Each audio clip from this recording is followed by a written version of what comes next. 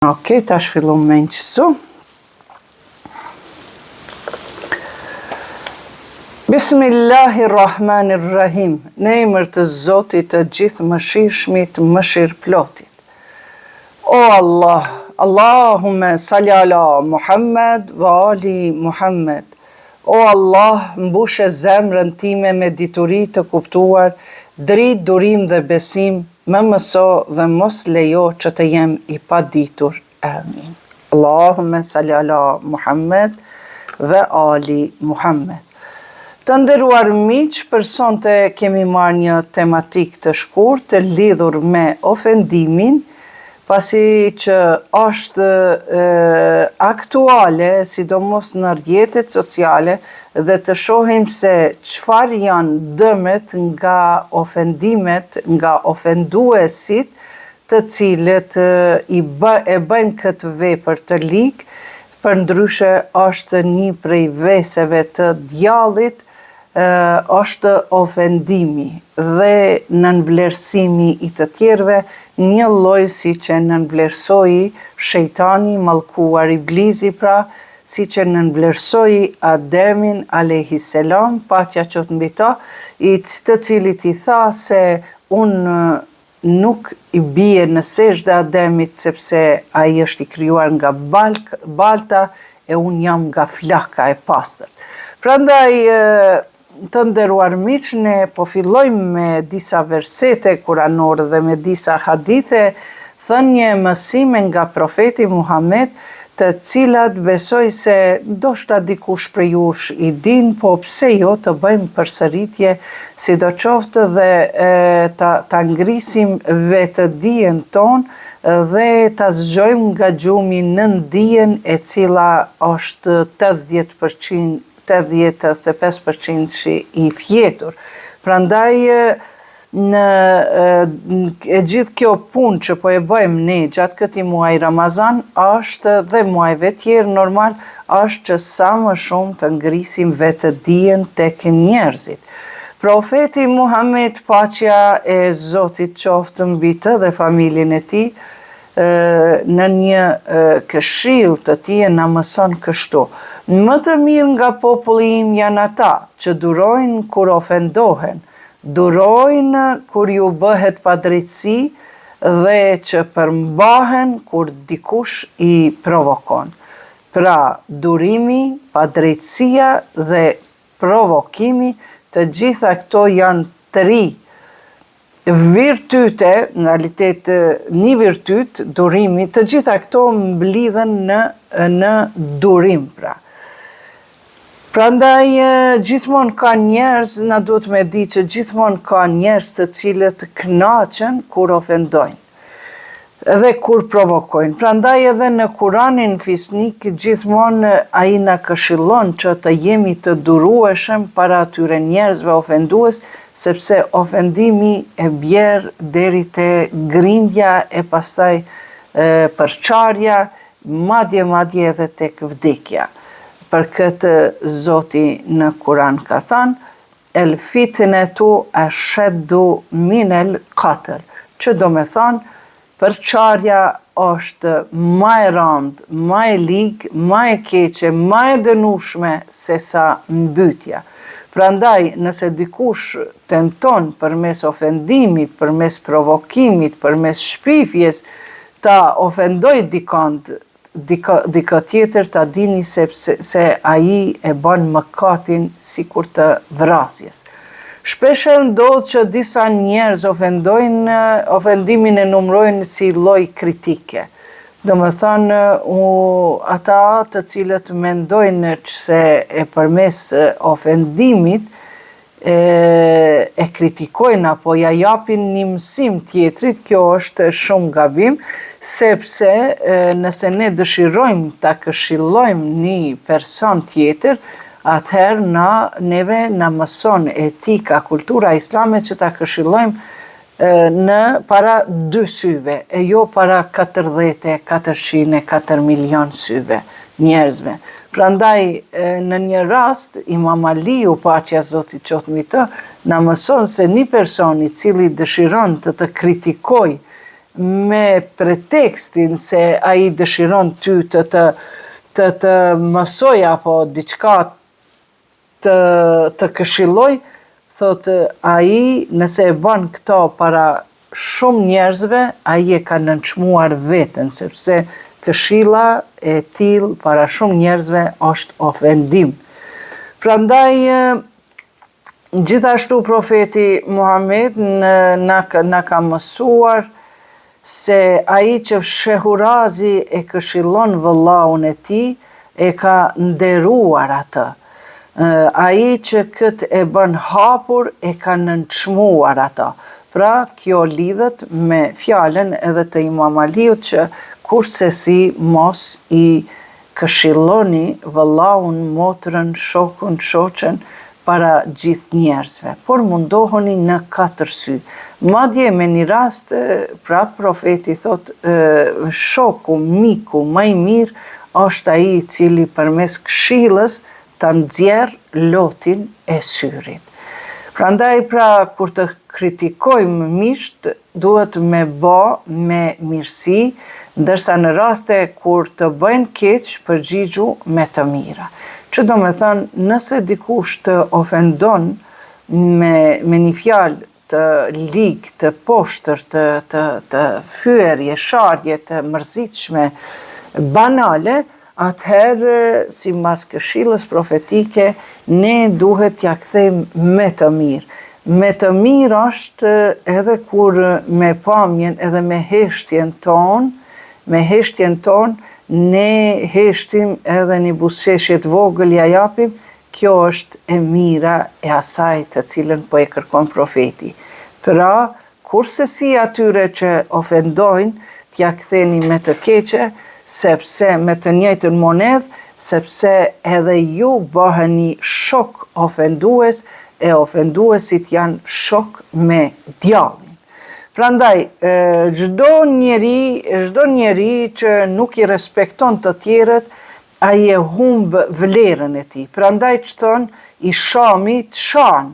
Prandaj nëse ti nuk ke respekt ndaj tjetër kujt, ti nuk ke vlerë në atë shoqëri. Ai i cili ofendon të tjerët, qoftë përmes fjalës apo veprës, e humb vlerën personale. Dhe shejtani shumë ka bërë adhurim, ibadet, shumë e ka adhuru Zotin, para se dhe ka qenë dhe para se me ofendu Ademin a.s.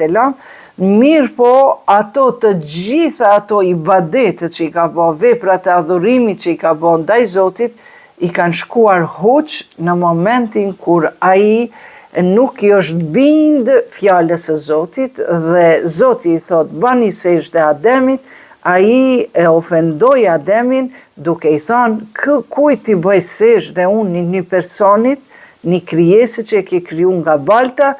Prandaj të dashur miq, pa marrë parasysh sa jemi ne të mësuar, të ditur e të edukuar, ashtu themi në thojza, prapë se prapë nëse ne e kemi vesin në ofendimin, ne do ta nënçmojmë njëri tjetrin për këtë sjellje që e kemi, po mbi të gjitha do ta nënçmojmë edhe nënvlerësojmë veten tonë. Vazhdojmë. Nuk është ofendimi shpeshherë vetëm përmes gojes, po në ndonjëherë është edhe përmes gishtave, ndonjëherë është edhe përmes mimikës, përmes organeve të trupit, jo vetëm gojes, po është ofendim kur ti për shembull dikujt edhe je përballë me to, edhe nuk din me komuniku me ta, edhe vesht e tu, organet e tua, mundin me bë mos respekt ndaj atij personi. Prandaj kur jemi në komunikim, në një tavolin, në një dhomë, është shumë me rëndësi që mos ta ofendojmë njëri tjetrin, qoftë edhe me organet e veshit, pra organin si vesh që është.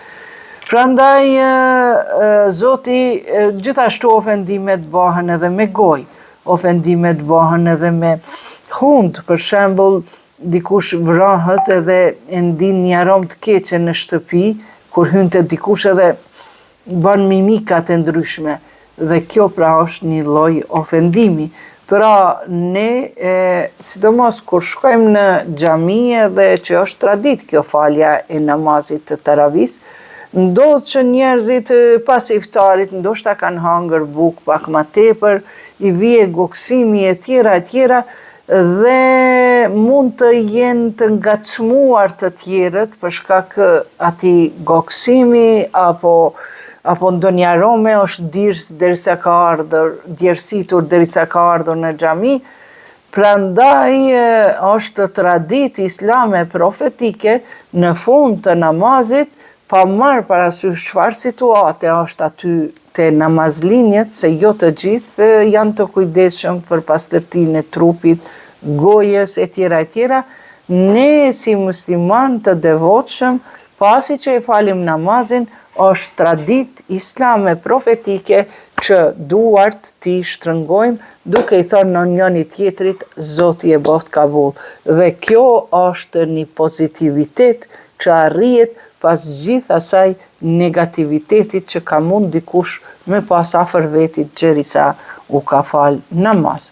Gjithashtu në ofendim hyn edhe tallja, edhe përqeshja, edhe mund të hyj edhe fjala e rëndë e tjera. Prandaj sot po e marrim surën 49, ajetin 11 për ta pa se sa e dëmshme dhe sa e dënueshme është përfolja, përqeshja, ofendimi, nënvlerësimi, kritika para të tjerëve, poshtrimi me fjalë banale e tjera, por paraprakisht duhet ta dim edhe këtë se njerëzit që ofendojnë duke filluar prej antarëve të familjes, shembull i zot i shtëpisë, burri i një bashkëshortës, del prej shtëpisë duke ofendu, duke fy, duke sha e tjera, Allahu thot ata që fyejnë, ata që shajnë, ata që ofendojnë,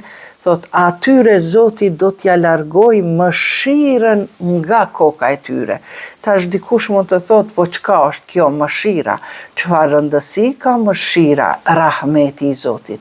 Rahmeti i Zotit është 80% i suksesit në jetën tonë. Pse?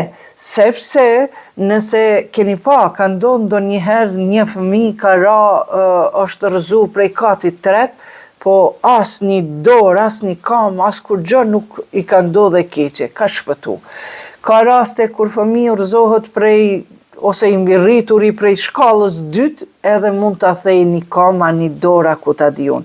Apo ka raste kur e bëjmë një aksident tepër të madh, mirë po njeriu shpëton. Kjo pra shpëton për shkak se Zoti ka bën mëshirë te ai person.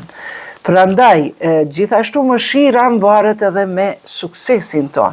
Nëse ai Zoti i shtëpisë e ka ofendu gruan e vet, ka ndodh problemet normal mund të ndodhin dhe janë gjëra normale që gjithmonë s'mund t'ja hujdisim njëri tjetrit tekët e njëri tjetrit.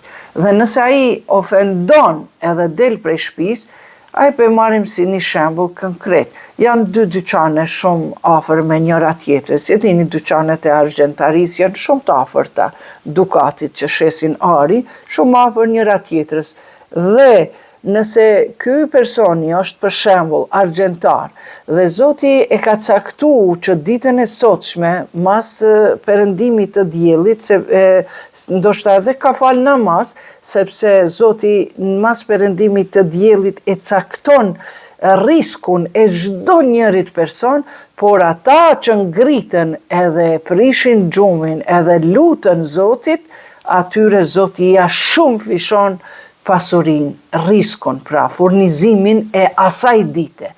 Prandaj edhe kjo lidhet mëshira, lidhet edhe me riskun ton, edhe me suksesin ton. në këtë rast, nëse ai është argjentar dhe janë 2-3 argjentar me një lagje, si zakonisht ashtu shkojnë, dhe nëse ai ka ofenduar gruan e vet, e ka lënduar, ndoshta edhe lotin ja ka qit prej syrit, atëherë ai një myshteri i cili vjen për me ble ari, ndoshta ka qenë e caktuar prej Zotit që te dyqani jot sot me ble një 4-5.000 euro ari për nusën, mirë po për arsye se Zoti atë ditë e ka largu mëshirën tënde, mëshirën ndaj teje sepse ke ofendu, për atë arsye ai myshteria nuk e ka aq problem sa don me hy te dyqani i këtij që ofendon, ai vetëm edhe 2 hapa i qet më larg edhe shkon në dyqanin tjetër. Prandaj të nderuar miq, mos e boni asgjë punën e ofendimit, mos e boni asgjë punën e lëndimit, me ja lëndu dikujve zemrën, me shqetësu dikant për shkak gjuhës tënde apo për shkak gishtave tu. Pra mirë po, ju që jeni të ofenduar, ju mos hyni në rangun e tyre edhe ti më ofendu, sepse jeni të njëjtë faktikisht. Dhe ja tani, pra e kuptum çka do me thonë mëshira e Zotit, kur na kemi çdo kush nevojë për mëshirën e Zotit. Prandaj edhe kur e hapim derën e shtëpisë, ne themi Bismillahirrahmanirrahim. Kur e mbyllim derën e shtëpisë për me fjet, prap themi Bismillahirrahmanirrahim, që do me thonë, e fillojmë ditën në emër të Zotit të gjithëmëshirshmit, mëshirëplotit, dhe prap e mbarojmë ditën në emër të Zotit të gjithëmëshirshmit, mëshirëplotit. Të nderuar miq, pra kjo ishte puna e ofendimit dhe mëshirës. Pra janë këto rival të njëri tjetrit. Nëse ofendon, mëshira jote largohet. Nëse ofendon dhe tjetrin dhe edhe tjetri të ofendon, të dytë jeni rival me djallin e mallkuar, shejtanin pra. Tani po kthehemi te surja Huxhurat apo surja e 49, verseti 11. Kështu na mëson Zoti dhe do t'rregojmë edhe ndodhin e këtij rastit. O ju që besuat, nuk bën të tallet një popull me një popull tjetër. Po ndalemi pak. Ne për shembull, shpesh herë në përjete sociale e paraqesim urrëtitjen tonë nacionale që e kemi si kompra, ne e kalojmë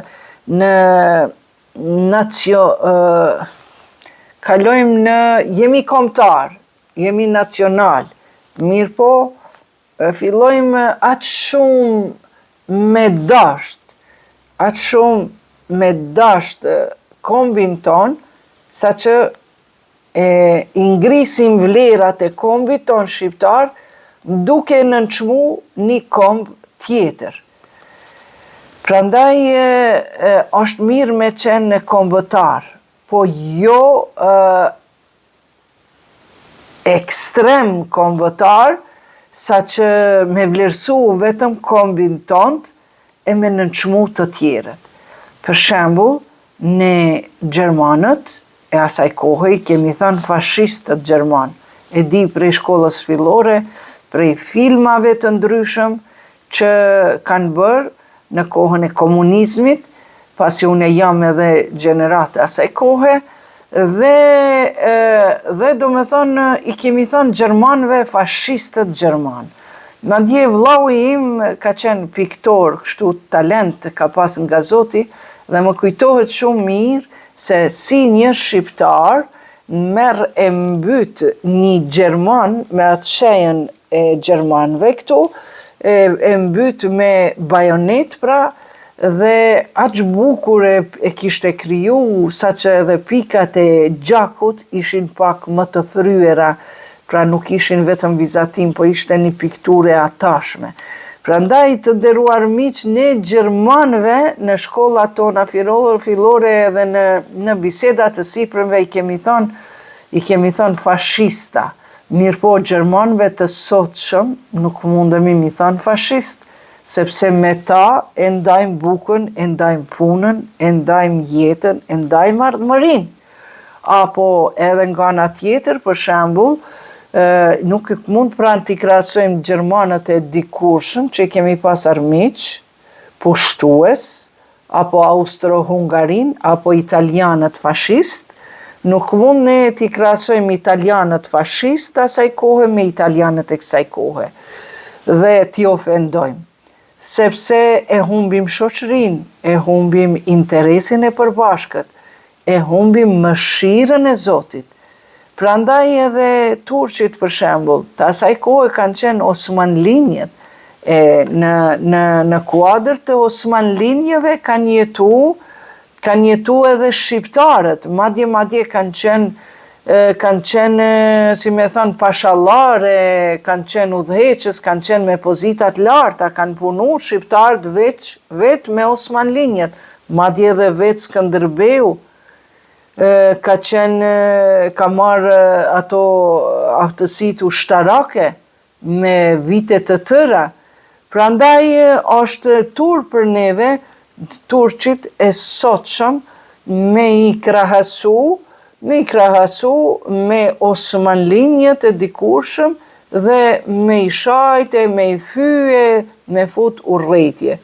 Prandaj është mirë me qenë kombëtar, po jo me qenë nacionalist i fortë, sepse kjo është smundje që fillon prej ofendimit. Pra, ti vetëm kombin tënd e ngren nalt shumë, të tjerët janë hiç gjë. Prandaj Zoti thot kështu: o ju që besuat, nuk bën të tallet një popull me një popull tjetër. E kupton, pra, për popujt, një flet për popujt e mëdhenj, meq të përqeshurit mund të jenë më të mirë nga ata të cilët përqeshin dikë tjetër. Mund të jenë, Zoti thot. E as gratë me gratë e tjera, sepse mund të ndodhë që gratë e tjera të jenë më të mira se ato që përqeshin. Prap po themi, pra i përqeshuri, ofenduesi, ai që shan, ai është i sham. Kjo prap po lidhet, edhe fjala jonë popullore po lidhet me Kuranin. Prandaj thot, sepse e as gratë me gratë e tjera, mos të përqeshin njëra tjetrën, mos të ofendojnë, sepse mund të ndodhë që gratë e tjera të jenë më të mira se ato që përqeshin, duke nënçmuar, ofenduar njëra tjetrën. Dhe mos etiketoni njëri tjetrin me llagape. Pas besimit është keq të përhapet llagapi i keq. E ata që nuk pendohen janë mizor. Të jesh mizor pra është të jesh si një lloj kriminal i vogël, pra jesh mizor, je tiran.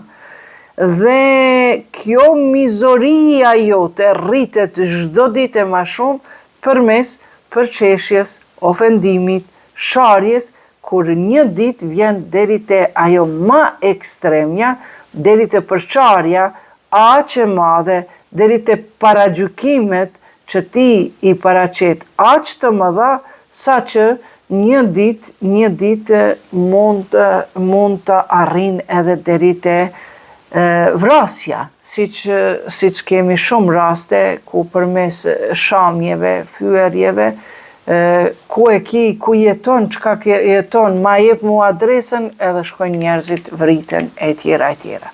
Çfarë janë personat që ofendojnë? Personat që fyen, ofendojnë, e provokojnë, ata kërkojnë që ne të reagojnë. Do me thonë, ti tash jenë pyetje, ti si po reagon? Si që thot populli, kërkojnë bela dhe ata e presin ata, sepse ata kanë problem me jetën e tyre, kështu që kërkojnë bela, se ku me di që ka del pas asaj.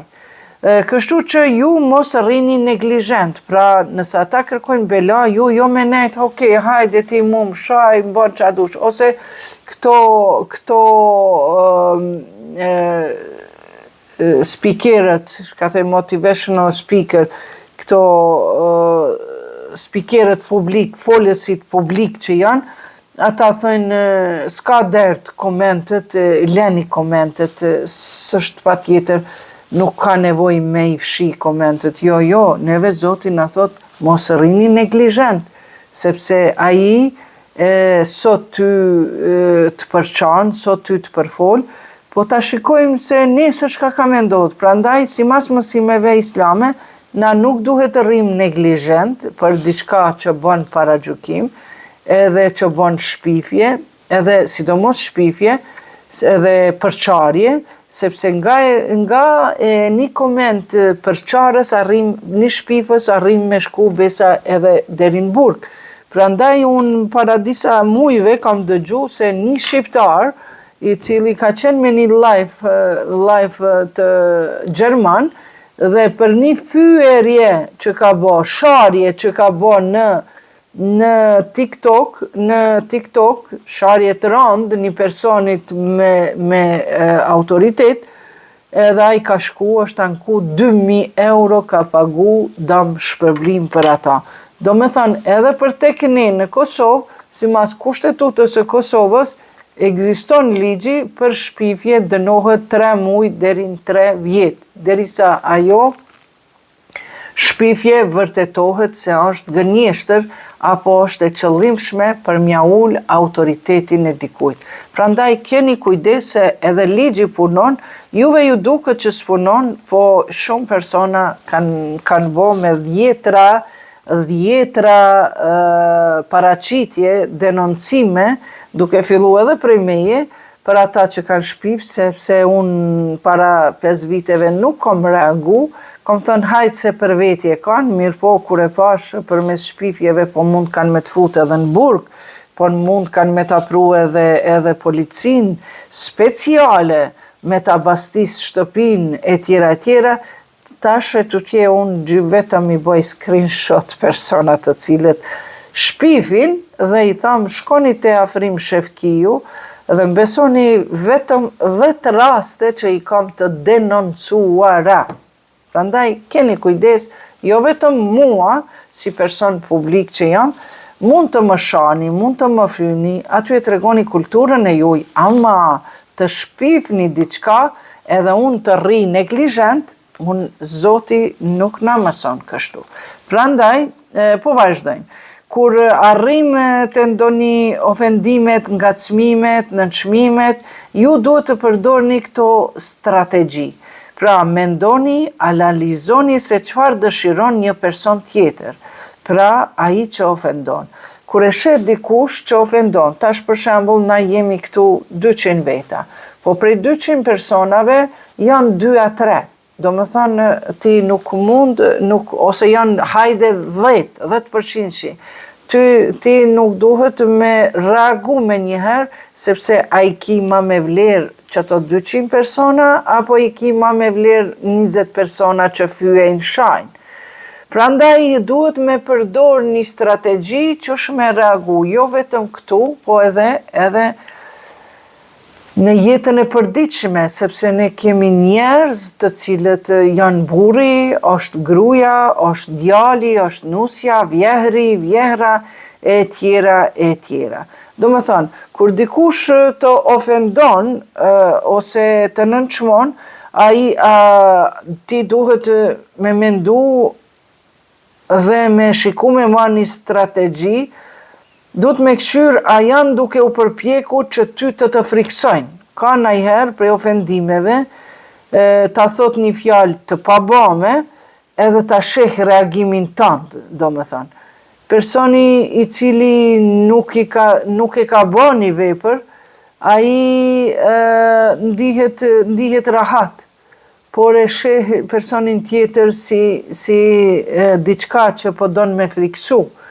Po nëse nuk e ka bë një vepër, ai ndihet rahat, po nëse e ka bë, ai shikon me umbrojt. Vazhdojmë. A janë duke u përpjekur që t'ju bëjnë budalla të paaft para të tjerëve? Ka raste, pra ata janë duke u përpjekur ose me të bë si budall, me të numru si budalla, si torollak, ose me të bë të paaft para tjerëve. Ka apret me pa që personi tjetër çka po arrin me atë ofendimin. Apret ai person që ju të çani dhe të jeni të thyer shpirtënisht. Ka shpirtlik që dëshirojnë juve me aprish disponimin, jetën e tjera, mundet më kanë gruaja burrit, burri gruas e tjera. A janë duke u përpjekur të nxjerrin nga ju ndonjë argument, ndonjë informat për të pasur pretekst për diçka. Edhe për këtë arsye mundin me ofendu. Pra, na çka duhet me bë? Na duhet me analizu situatën, edhe duhet me pa në çfarë vendi po don me ofenduaj. Për shembull, jeni kanë çfarë pozite keni qenë me një neje, jeni kanë janë 20 shoqe, edhe ajo të ka ofendu, ta ka thënë një fjalë të rëndë, ajo shoqja, ofendusja, madje edhe të ka shpif, edhe kanë qenë 20 vetë aty.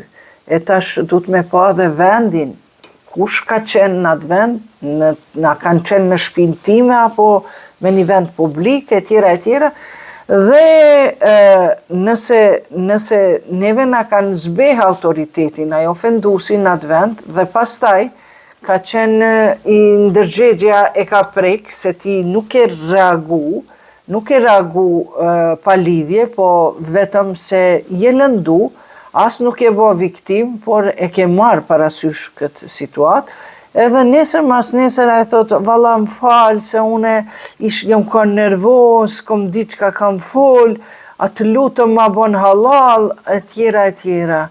Atëherë çka une nëse ja boj halal, ajo më ka ofendu, më ka thonë fjalë të pabame para 20 vetave me një dhamë, apo me një kutadiun me një live publik, edhe a duhet unë me ja falë. Normal që Zoti ka thonë ma të mirë janë ata të Zoti që falin. Mirë po në këtë rast, që ka me bo që 20 veta e kanë tash mendimin ndryshe për mu, prej ati rastit që dikush ka shpif për ty, për fëmijën tënd, e tjera.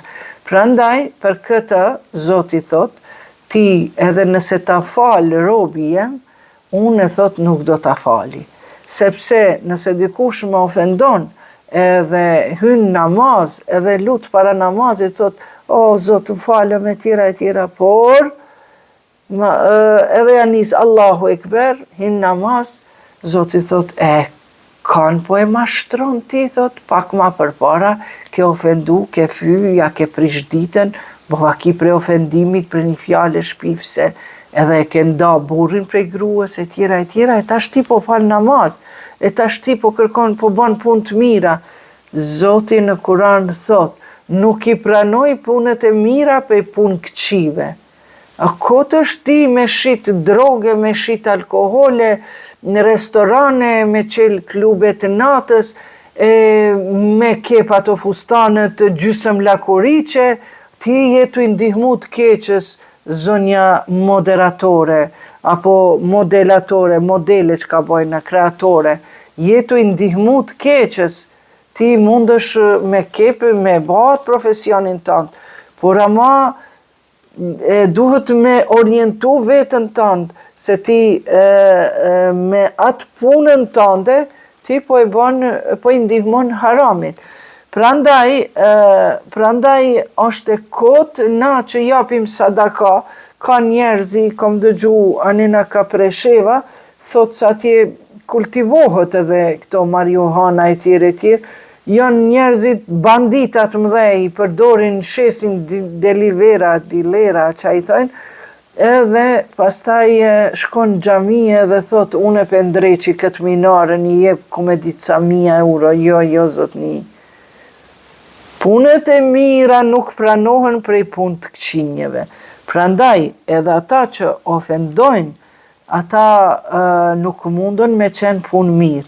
Prandaj duhet paraprakisht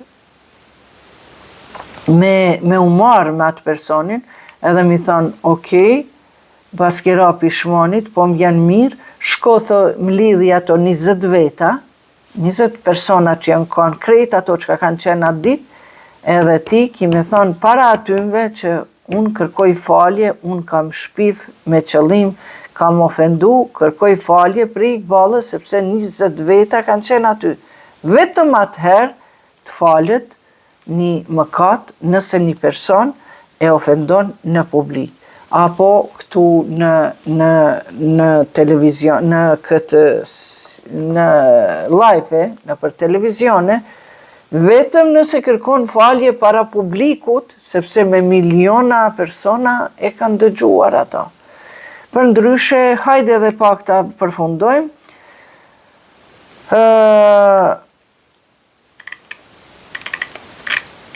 Tash është puna si mi zgjedh këto problemet.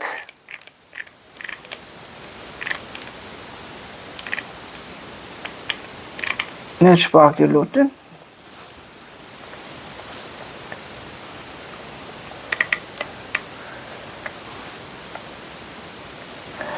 Për shembull, personi i cili dëshiron mirë, kur jemi te menaxhimi i situatës, pra kur jemi në publik edhe dikush të ofendon, pra patjetër nëse të ka ofendu, të ka shajt, të ka shpif, të ka qit llagape dhe tash po kërkon falje, Zoti kurse si nuk ja fal, por ai duhet para njerëzve. E tash e dyta, nëse ti ki një person që në shtëpi ta në kohën ofendon, ti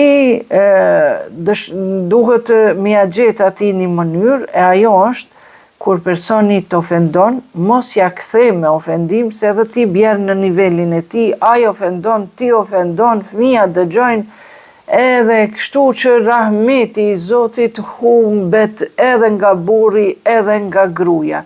Po gjithmonë burri i cili ka vesh me dëgju gruan kur flet, ajo grua nuk e ngrit zonin e lartë për me zgjedh një problem. Po ka raste kur burrat janë neglizhent edhe s'ja ve veshin që ka fol gruaja, a gruaja ndoshta fol ma shumë sepse e ka atë si me thonë, e ka atë presionin që hej, duhet me bind këta që kjo punë është shumë e rëndësishme, duhet mu kry, duhet mu ba. Prandaj edhe gratë zakonisht flasin ma shumë, sepse i kanë burrat që nuk kanë vesh. Por burri mirë, edhe kjo vlen edhe për gruan, burri mirë është kur ai gruaja vet fol diçka, ankohet për diçka, ai ulet afër edhe i thot urno gruaja jeme, shka u bë, çka ki? Hajde të po flasim, po e zgjedhim këtë problem. Pra, edhe këtu në këtë raste kur ofendon burri gruan ose gruaja burrin, atëherë ti vetë që të fjallën magjike mi a thonë, ti e ke rregullu punën. Mi thonë kështu, çka ke burri jem, çfarë ki, çka ki, pse po ofendon, çfarë po të mungon, çka po të shtyn me më ofendu mu. Nëse më thu, për shembull, lavire, a po më shtyn mu me u bo lavire? Apo nëse më thu mu budallaqe, apo më shtyn mu me u bo budallaqe, budale, trend? A ki interes se unë jam gruaja jote, unë jam fati jote, unë jam amaneti jote. Prandaj, vetëm me këtë fjalë, është fjalë e rëndësishme, okej, po ofendone, çka po të shtyn ty me ofendu? Në vend se me fol si Halili e Hajria. Pra kjo është fjalë magjike, vetëm i thoni, okej, jo m'ja kthy me ofendi, okej, e çka po, çka? Apo ndihesh mirë ti kur po ofendon? Çka po të shtyn me ofendu? Në vend se m'ul me fol. Fjalë të rëndësishme që mund të përfshihen në dialog, gjithashtu kur kemi problem është, pse je kaq i vrasht? Çfarë të detyron ty mu bo psikolog pra e burrit, ose burri e gruas, mi thamë, pse je kaq e vrasht? Çka po të detyron ty me qenë e këtill? Pse është gruaja agresive? Sepse ka diçka, edhe ti vetë mandej kemi logjiku. E dyta, pse nuk e këshyrni punën tënde, pse merresh me mua? Hajde zira këna. E bëj katë, mande. E bëj katë. Pra, metoda, mënyra, fjalët magjike që na largojnë prej konflikteve dhe na largojnë prej personit i cili ofendon, në një farë mënyrë japim mësim, është pra, pse je kaq i vrasht? Çfarë të detyron ty të jesh i këtill? Pse nuk e këshyr punën tënde? Pse kapësh për punën time? Mande thot, nëse unë nuk po të merrem me ty, lëri njerëzit e lirë të jetojnë jetën e tyre. Pra, nëse unë nuk merrem me ty, por e kemi problemi është vajza, problemi është djali, pse po merresh ti për shembull me mua, pse unë nuk po dikëm si me zgjedh problemin. Unë po kërkoj ndihmën prej teje, si me zgjedh problemin, ajo me u ofendu me njëri tjetrit. Edhe pse je kaq paragjykuese, ka raste kur një personit nuk i përshtatet muhabeti, ai ose të ofendon, ose këshyr me ta neglizhu muhabetin e merr një tematik tjetër. Ma në fund është fjalë gjithashtu për ata që ofendojnë t'i je për të udhimsur. Valla thotë, po më dhimesh që jenë këtë gjendje. Prandaj të nderuar miq, mos i neglizhoni situatat, merë në dëgjone këtë video në disa herë, shikone, sidomos kjo pjesa e fundit, të janë 5 pikat, të cilët e zbusin pak personin. Dërka që unë për veti, edhe unë disa për këtyme i përdori kur shajnë në për komente, unë nuk i tham kur gjatë tjetër, veç i tham falë, po edhe unë jam nana e dikujt, dhe i tham, ja bëj mute, dhe i tham shko te nona jote, dhe pyete nonën, thuj nonës pse moj nonës m'ke eduku. Po në një farë mënyre, nonat gjithmonë nuk kanë në dorë kur gja. Por ata kanë probleme me veten, e na duhet t'i mirë kuptojmë, së paku duke i edukuar. Pse po merresh me mu? Pse s'po merresh me veten? Çka po të ngut ty, çka po të prek ty në nervozën tënde që mua po m'ofendon? Problemi nuk është e unë, është e ti. E kështu me radhë të nderuar miq, një përgjigje për ofendusin. Kërkoni nga ofendusi çfarë po dëshiron. Pyetini thjesht, a jeni duke u përpjekur të më lëndoni mua, apo ki dëshirë me më lëndu mua? Kjo mund të jetë e mjaftueshme që ai të tërhiqet. Ju mund të thoni, hej, quni, vash, burri im, gruaja ime, a jeni në rregull? Edhe kjo është një fjalë magjike që pak ja dridh ekranin që thënë. Dhe kështu pra, pastaj drejtohuni duke ju ofruar me kujdes fytyrës së tij, por me butësi si mësues. Ofenduesi do ta ktheni nga ana juaj si bllokuar pa tekst. Mu vjen mirë pse nëse pyesni pse e kam marrë këtë temë sot. Për arsye se dje, në live-in e djeshëm, hyri një person, 2 persona hyrën, me emra anonim, emra pa lidhje të përgjithshëm kështu, të panjohur, pa fytyrë, se ata që shajnë ata s'kan fytyrë, se ata tutën prej vetes. Edhe unë i thash mirë se na keni ardhur, mirë mbrëma juaj, urdhënoni zotëri. Andini që thaj, ja valla, unë e po dalë se kum hi me ofendu. Kjo i bjerë që ai me sjelljen time, me sjelljen me fjalët e mia magjike, se mu më ka mësu feja, mi ka mësu profeti, mos u sjellni njëjtë si ofendusi, po më ka mësu profeti që ti sjellu mirë me ta, edhe për këtë arsye, kur më tha i mu, jo valla unë po dalë, s'kom pyetje, sepse kom hy me ofendu. Prandaj edhe mora këtë tematik. Besojmë që duhet të veprojmë duke nisë prej antarëve të familjes, ngadal, që t'i rregullojmë këto problemet tona në shoqëri, në familje, në shtëpi, në komshi, tek të afërmit tan, etj. etj. Shumë faleminderit që ishit me mua prezent të nderuar miq. Tani po e bëjmë një pauzë dhe më pas do të kalojmë në hatmen e Kuranit në gjuhën shqipe. Përndryshe sonte është nata e tretë e muajit Ramazan dhe jemi në pjesën apo gjuzin e tretë të Kuranit. Esselamu alaikum. Paqja e Zotit qoftë mbi ju.